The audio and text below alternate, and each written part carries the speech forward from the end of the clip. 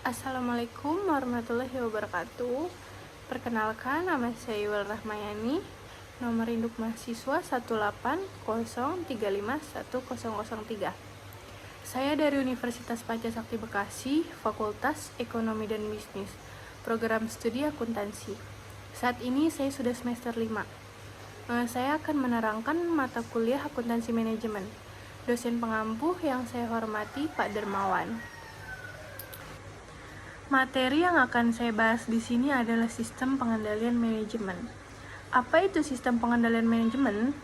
Sebelum mempelajari lebih jauh tentang perencanaan strategi sistem pengendalian manajemen, lebih baik untuk memahami definisi dari sistem ini.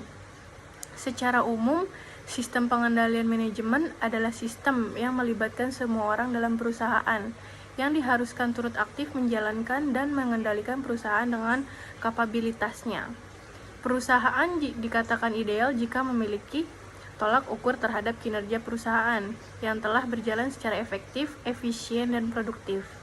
Juga kebijakan apa saja yang menentukan tolak ukurnya dan mampu mengapresiasi terhadap sumber daya yang ada di perusahaan.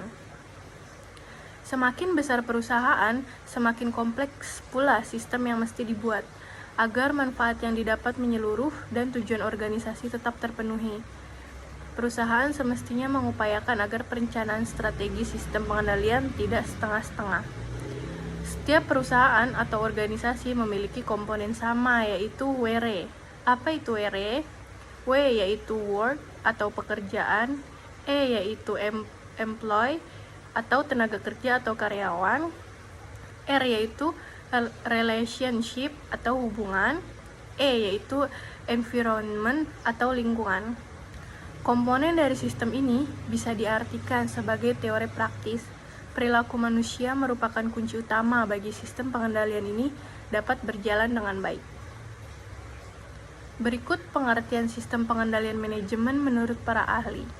Yang pertama, menurut Edi Sukarno, sistem pengendalian manajemen adalah suatu sistem yang terintegrasi antara proses pemrograman, akuntansi, strategi, penganggaran, dan pertanggungjawaban yang pada dasarnya digunakan untuk membantu perusahaan agar hasilnya lebih maksimal. Yang kedua, menurut Anthony dan Reich, sistem pengendalian manajemen adalah sebuah sistem yang terdiri dari beberapa subsistem yang saling berkaitan, meliputi penganggaran, pemrograman, pelaporan, akuntansi, dan pertanggungjawaban. Tujuannya adalah untuk membantu manajemen mempengaruhi orang lain dalam sebuah perusahaan agar mau menjalankan strategi tertentu secara efektif dan efisien untuk mencapai tujuan perusahaan. Yang ketiga, menurut Henry Farrell, sistem pengendalian manajemen adalah suatu sistem untuk memastikan segala hal yang sedang dikerjakan selaras dengan rencana di awal, perintah dan sudah diberikan serta semua prinsip sudah ditentukan juga. Yang keempat, menurut Earl P. Strong, sistem pengendalian manajemen merupakan sebuah proses untuk mengatur beragam faktor di dalam perusahaan guna dilaksanakan sesuai dengan ketetapan dan rencana. Yang kelima, menurut Harold Kohns, sistem pengendalian manajemen adalah usaha untuk mengukur dan memperbaiki seluruh pekerjaan bawahan supaya rencana yang direncanakan dapat tercapai dengan baik. Yang keenam, menurut Robert J. Mochler, sistem pengendalian manajemen adalah usaha secara sistematis oleh para manajemen bisnis untuk membandingkan kinerja dan standarnya guna menyimpulkan dan mengambil tindakan perbaikan bila mana manusia dan sumber daya perusahaan kurang efektif dan efisien dalam mencapai tujuan. Yang ketujuh, menurut E.F.L. Brecht, dalam sistem pengendalian manajemen, dibandingkan dengan kinerja di lapangan terhadap standar yang telah ditetapkan dalam rencana demi memastikan kemajuan dan kinerja yang memuaskan. Selanjutnya, saya akan menjelaskan jenis-jenis pengendalian manajemen. Sistem pengendalian manajemen dapat dibagi dalam 5 jenis, yaitu yang pertama, pengendalian pencegahan atau preventive control. Yang kedua, pengendalian deteksi, yaitu detective controls. Yang ketiga, pengendalian koreksi atau corrective control. Yang keempat, pengendalian pengarahan atau directive control. Dan yang terakhir, pengendalian kompensatif atau compensating controls. Rincian kelima jenis pengendalian di atas dapat dijelaskan sebagai berikut. Yang pertama, pengendalian pencegahan atau preventive control.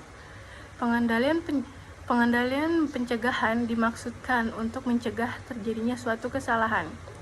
Pengendalian ini dirancang untuk mencegah hasil yang tidak diinginkan sebelum kejadian itu terjadi.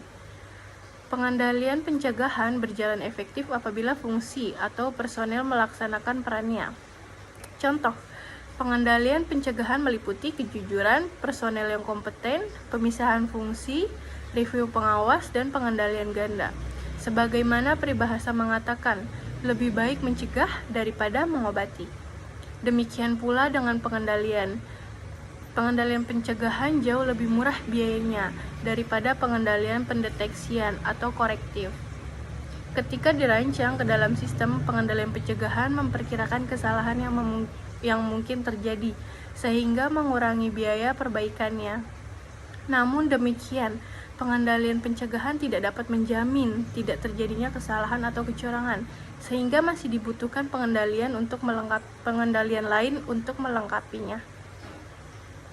Yang kedua yaitu pengendalian deteksi atau detective control. Sesuai dengan namanya, pengendalian deteksi dimaksudkan untuk mendeteksi suatu kesalahan yang telah terjadi. Rekonsiliasi bank atas pencocokan saldo pada buku bank dengan saldo kas buku organisasi merupakan kunci pengendalian deteksi atas saldo kas. Pengendalian deteksi biasanya lebih mahal daripada pengendalian pencegahan, namun tetap dibutuhkan dengan alasan pertama, pengendalian deteksi dapat mengukur efektivitas pengendalian pencegahan. Yang kedua, beberapa kesalahan tidak dapat secara efektif dikendalikan melalui sistem pengendalian pencegahan, sehingga harus ditangani dengan pengendalian deteksi ketika kesalahan tersebut terjadi. Pengendalian deteksi meliputi review dan pembandingan seperti catatan kinerja dengan pengecekan independen atas kinerja, rekonsiliasi bank, konfirmasi saldo bank, cash of name, penghitungan fisik persediaan, konfirmasi piutang atau utang, dan sebagainya. Yang ketiga, pengendalian koreksi atau corrective control. Pengendalian koreksi melakukan koreksi masalah-masalah yang teridentifikasi oleh pengendalian deteksi. Tujuannya adalah agar supaya kesalahan yang telah terjadi tidak terulang kembali. Masalah atau kesalahan dapat dideteksi oleh manajemen sendiri atau oleh auditor. Apabila masalah atau kesalahan terdeteksi oleh auditor, maka wujud pengendalian koreksinya adalah dalam bentuk pelaksanaan tindak lanjut dari rekomendasi auditor. Yang keempat, pengendalian pengarahan atau directive control. Pengendalian pengarahan adalah pengendalian yang dilakukan pada saat kegiatan yang sedang berlangsung dengan tujuan agar kegiatan dilaksanakan sesuai dengan kebijakan atau ketentuan yang berlaku. Contoh atas pengendalian ini adalah kegiatan supervisi yang dilakukan langsung oleh atasan kepada bawahan atau pengawasan oleh mandor terhadap aktivitas pekerja. Yang kelima, pengendalian kompensatif atau compensating control. Pengendalian kompensatif dimaksudkan untuk memperkuat pengendalian karena terbaiknya suatu aktivitas pengendalian. Pengawasan langsung pemilik usaha terhadap kegiatan pegawainya pada usaha kecil karena ketidakadanya pemisahan fungsi merupakan contoh pengendalian kompensatif. Berikutnya saya akan membahas proses pengendalian manajemen. Proses pengendalian manajemen yang efektif adalah yang bersifat formal dengan tahapan sebagai berikut. Yang pertama yaitu sistem pengendalian manajemen pemrograman. Pada tahap ini, perusahaan menentukan program apa saja yang akan dilakukan. Setelah itu, perusahaan harus memperkirakan sumber daya yang dibutuhkan untuk menjalankan program tersebut. Yang kedua, sistem pengendalian manajemen penganggaran. Pada tahap ini, perusahaan menetapkan anggaran keuangan untuk periode tertentu. Anggaran yang disusun berdasarkan kumpulan anggaran yang bisa dipertanggungjawabkan guna menjalankan program yang dibuat. Yang ketiga adalah sistem pengendalian manajemen, operasi, dan akuntansi. Pada tahap ini, pencatatan dilakukan dari pendapatan yang diperoleh dan dari berbagai sumber daya yang digunakan. Setelah itu, catatan dan biaya tersebut harus dikategorikan sesuai dengan program yang sudah ditetapkan oleh pusat tanggung jawab, di mana tujuan pengkategorian tersebut adalah untuk mengukur performa manajer yang bersangkutan.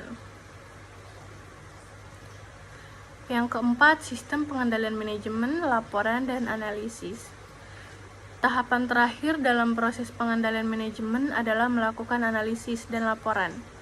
Adapun analisa laporan tersebut berupa pemilahan strategi yang perlu ditinjau ulang, menentukan kebijakan seperti menambah, mengubah, atau menghapus program di tahun berikutnya, serta memberi pertimbangan apakah perlu mengubah anggaran. Apabila dari analisis ditemukan penyimpangan, maka dapat dilakukan tindakan perubahan anggaran, khususnya apabila anggaran yang ada sudah tidak realistis.